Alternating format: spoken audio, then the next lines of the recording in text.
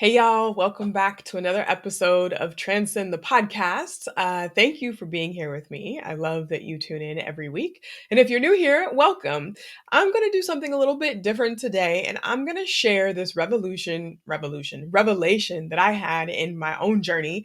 Some parts of it make me quite uncomfortable, some parts of it I'm totally in awe of. And I think every part of it is a learning opportunity for both you and me. So I'm actually going to just jump right in and share it with you. You've probably heard me say over the last few episodes that in December 2020, my dad passed away, and he was on top of things enough to create a trust for his assets. He settled, really felt like settled in this little town called Newberg, Oregon. Um, it's about 26 miles west of Portland, Oregon. And he was literally, I say settled because he was literally the first person to purchase land and build on this particular part of Chehalem Mountain. And so as a kid, I grew up on Wilkerson Way. My last name is Wilkerson. His last name was Wilkerson because he got to name the street after him. And so he lived on Wilkerson Way for 40 plus years, and all the other people who bought property and built houses up there have also lived on Wilkerson Way, which I think is just absolutely awesome.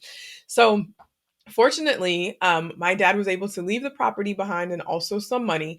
And I knew that I wanted the property, but it went back and forth where I was thinking, is this a good investment? It's old.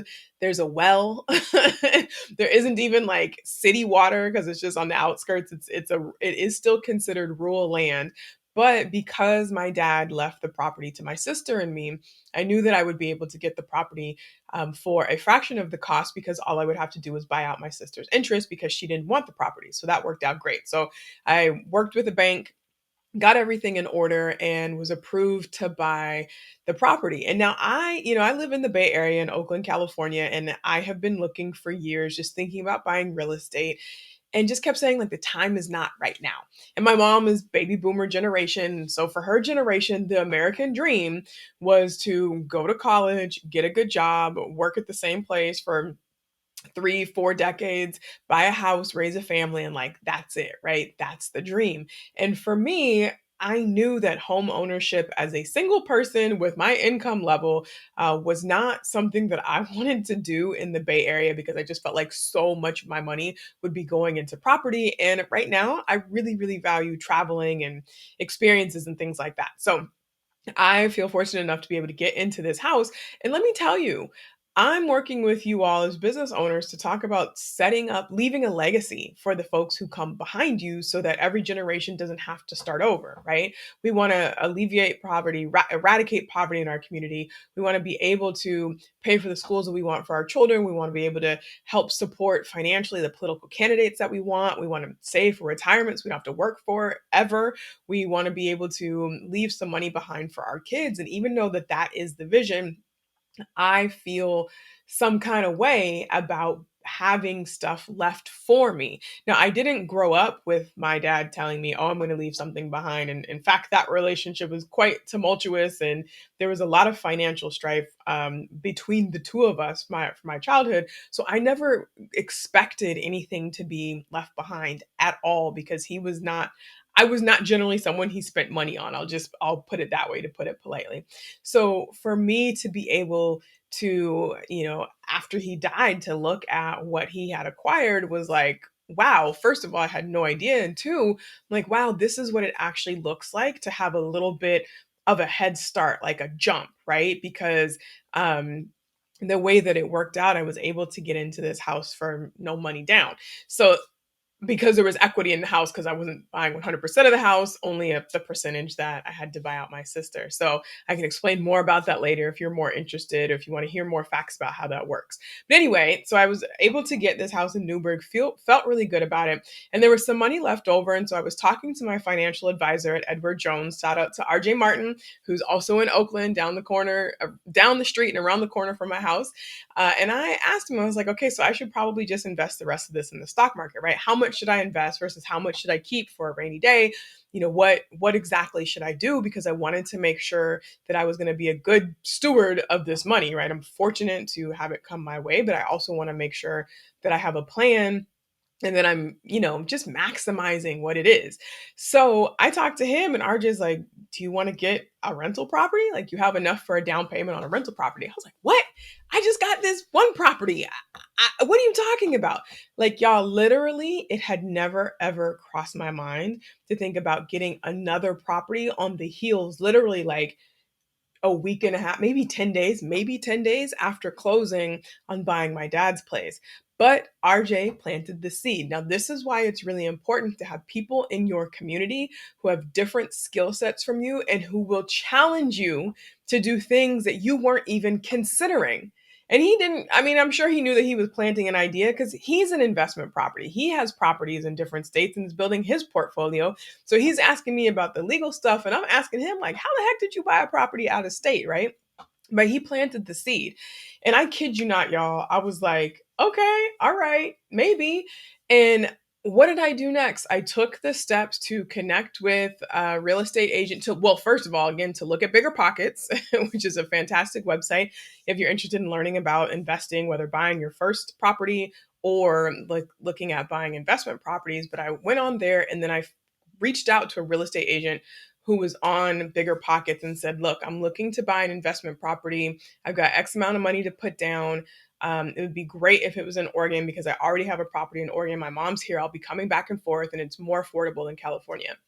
So I connect with Stephen Tran on Bigger Pockets, and we take the conversation off the platform. And he's like, hey, I'm licensed in Oregon. This is great, but I want you to know about the tenant laws here, and I'll put you on my listings, and I'll look at what you can get. And he's told me multiple times, he's like, yo, you can't really get much for the amount of money that you have. But he had his own network, and one of his business partners was trying to offload a duplex in Washington, the state of Washington, which borders Oregon, because he is looking to liquidate some of his assets to invest in a bigger project, right? So Steven makes this connection. We meet in Washington, and I look at the house. We're just kind of talking about things. Now, he can't represent me because he's not licensed in Washington, but as a friend of his friend and as a new friend of mine, he was kind of talking to me about things. All of this, no joke, y'all, happened within probably 7 days of RJ planting the seed in my mind. And then 2 days later, I see the property on a Monday, meet with the seller on Wednesday, and we strike up a deal. The house isn't even listed on the market, which means that actually there was one other person who was set in line to buy it before me, and the deal fell through, or they decided to move on to a different property. And so then I was next in line and was able to negotiate something that I felt comfortable with. And then, so that was Wednesday. So we strike up a deal Thursday, documents are signing. And now I'm in contract. At the time that I'm recording this podcast, I'm in contract to buy my second property. I closed on my dad's property on January 10th. Today is February 8th. Okay. So not even a month after closing on the first property. And I had written in between that time, I wrote down in my journal a new goal, and I said, I want to own 3 investment properties in the next 3 years.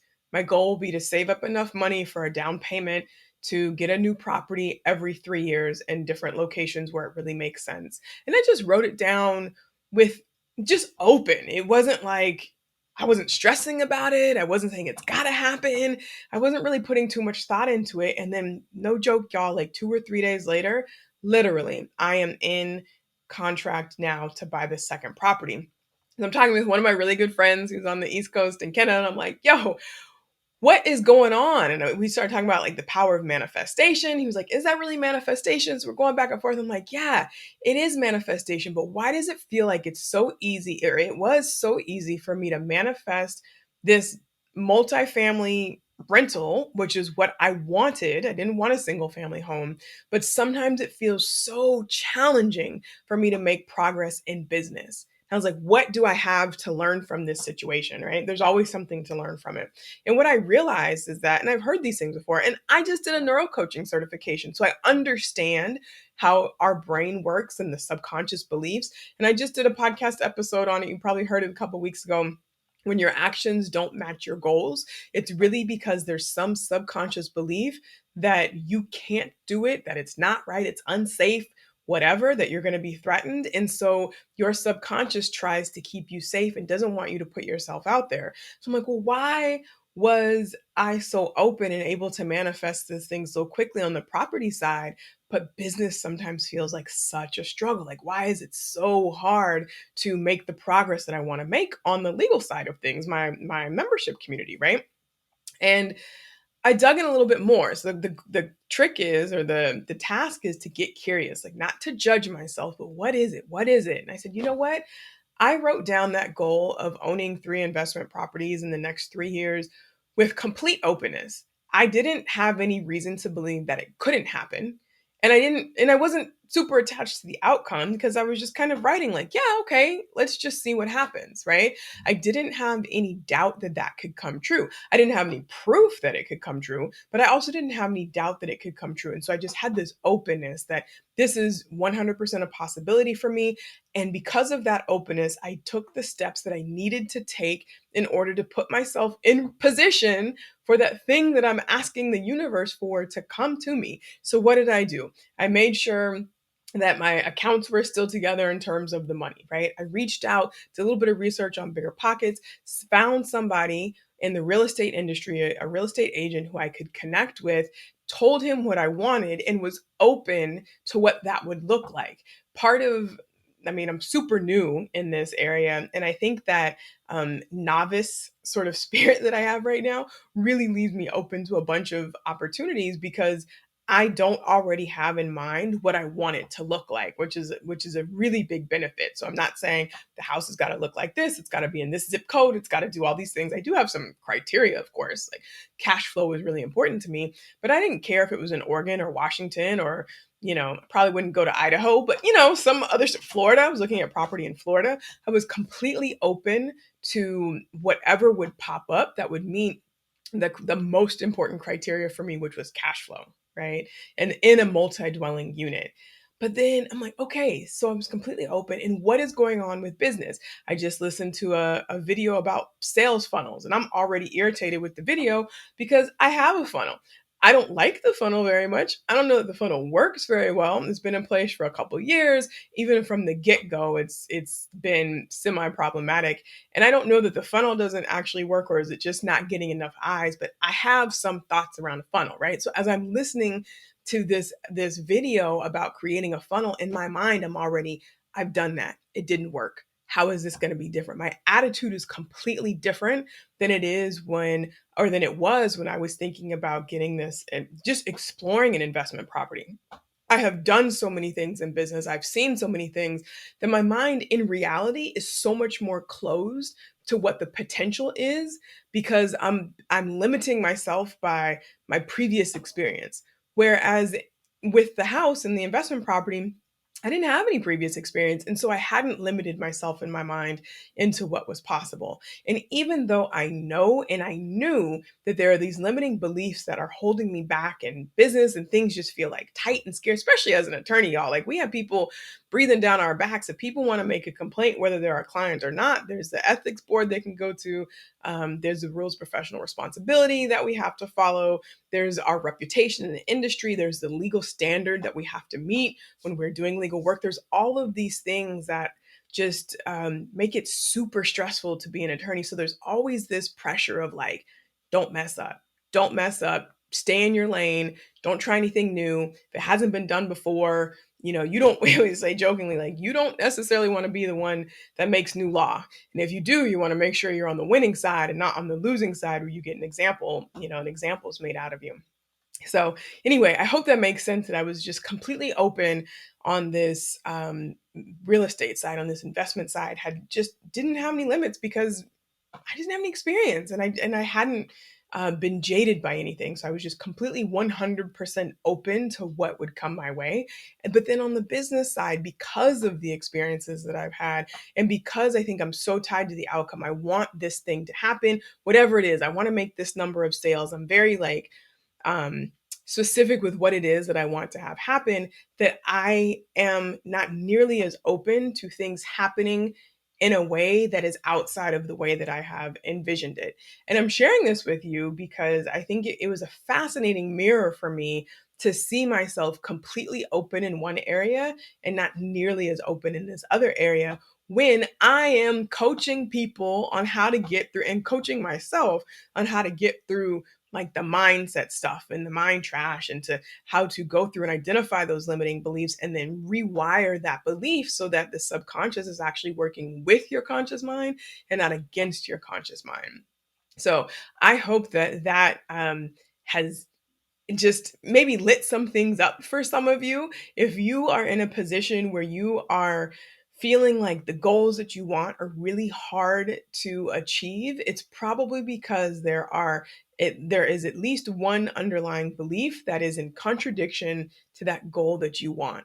So really the power of manifesting comes about when you actually believe that what you want is possible, because when you believe it, your actions are going to follow that belief. So when you believe that it's possible to build $1 million business, you are going to do the actions that are required of you to build $1 million business. If you don't believe, if you think that your ceiling is $100,000 for your business, you are going to do the actions that get you to 100, because subconsciously we are affirming our beliefs, or actively we're affirming our subconscious beliefs about ourselves, about what's possible, about what the world wants from us, about what we can do, all of those things, right? So there is a lot of mindset work that is constantly done by entrepreneurs at every single level. And you're not abnormal. You're not like outside of the normal range if you're feeling like, how come my thoughts and my actions don't match up? Or how come I just can't manifest? It is because there is some underlying belief that doesn't match what you're saying that you want. And so, how do you move through that? You have to identify what that underlying belief is and work to change that belief. If you didn't feel like or don't feel like you're good enough, you have to believe that you're good enough. How do you do that? It's not just enough to say, like, oh, I'm good enough, I can do this. You have to actually provide evidence to your brain that contradicts that fact that you don't believe. So, how have you been good enough in all of these other areas? What evidence do you have to show that you are good enough to do this? What do you believe, or what can you believe about yourself? What are the facts that you can put in place to change the belief that you are not good enough to the belief that you are good enough? And once that belief changes, then your actions will start to match that belief that says that you can do it. And before you know it, you will be off and running and you'll be doing the things that you said that you wanted to do. So, few minutes of transparency and vulnerability with you all, as I'm sharing this journey with you, getting more and more comfortable about, exposing the realness, right, of being an entrepreneur. There's the skill that you have, and then there's the mindset that you have to build too. So you can build a business, but you also got to build your mindset. And I want you to know that you are not alone in whatever emotion, excitement, sadness, fear, confusion, frustration, elation, all of that stuff, that you are absolutely not alone in that at all. So that's what I have for you today. Give me some feedback. Let me know what you think. And if you'd like a little bit of help getting over some of those subconscious beliefs that are holding you back, just let me know. Talk to y'all later.